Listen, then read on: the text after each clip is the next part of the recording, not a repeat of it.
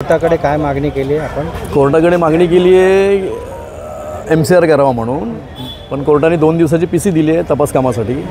तपास काम अजून पूर्ण व्हायचं आहे असं पोलिसांचं म्हणणं आहे. त्यांनी जे सिम कार्ड आणि मोबाईल वापरला होता तो मोबाईल त्यांनी कचऱ्याच्या घाटामध्ये टाकला आहे आणि दुसरी बॅग जी बॉडी त्यांनी ठेवली होती ती बॅग त्यांनी खाडीमध्ये टाकली. तर ह्या दोन वस्तू जप्त करायच्या त्यासाठी पोलिसांनी PC मागितली होती. कोर्टाने 2 दिवसाची PC दिली आहे 4 तारखेपर्यंत. ही पहिल्या आरोपीची सेकंड PC आहे.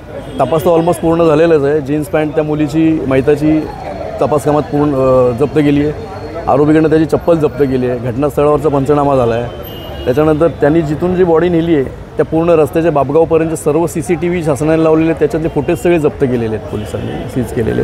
तपास पूर्ण झालेला आहे, पण त्या 2 गोष्टीसाठी 2 दिवसाची PC पोलिसांनी कोर्टाने दिलेली. न्यायालयाकडे काय अर्ज केला? न्यायालयाकडे एक अर्ज केला होता की आपला अक्षय शिंदे त्याचं जसं एन्काउंटर झालं तो सेन्सिटिव्ह मॅटर होता, जो मीडिया ट्रायल चालला होता, कायद्याच्या अनुषंगाने काय झालंच नाही आहे.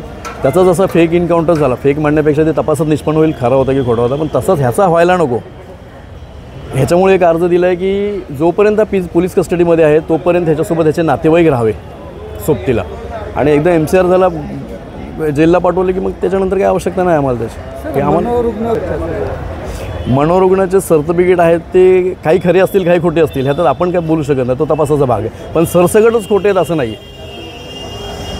आरोपी यांच्या वकिलांनी या ठिकाणी कुठल्याही प्रकारचा तपास बाकी नाही आहे, त्यामुळे दोन्ही आरोपींना MCR करण्यात यावा या प्रकारची मागणी कोर्टाकडे केलेली, परंतु मेहरबान न्यायालयाने ते फेटाळून लावलेली आहे.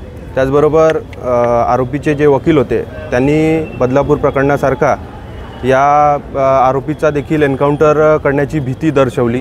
त्याच पद्धतीने त्यांनी कोर्टाला ॲप्लिकेशनसुद्धा दिलेला, परंतु त्यांचं असं म्हणणं होतं की ज्या पद्धतीने बदलापूरच्या आरोपीची एन्काउंटर करण्यात आली त्याच पद्धतीने या विशाल गवळी आणि त्याची पत्नी साक्षी गवळी यांचाही एन्काउंटर करण्यात येईल म्हणून त्यांच्या नातेवाईकांना त्यांच्या संपर्कात राहू द्या. परंतु आमची त्या ठिकाणी न्यायालयासमोर मागणी अशी होती की मेहरबान कोर्टाने याच्यावरती नकार द्यावा, याला रिजेक्ट करावा, कारण की त्या पद्धतीचा कायद्यामध्ये कुठलाही प्रोव्हिजन नाही आहे.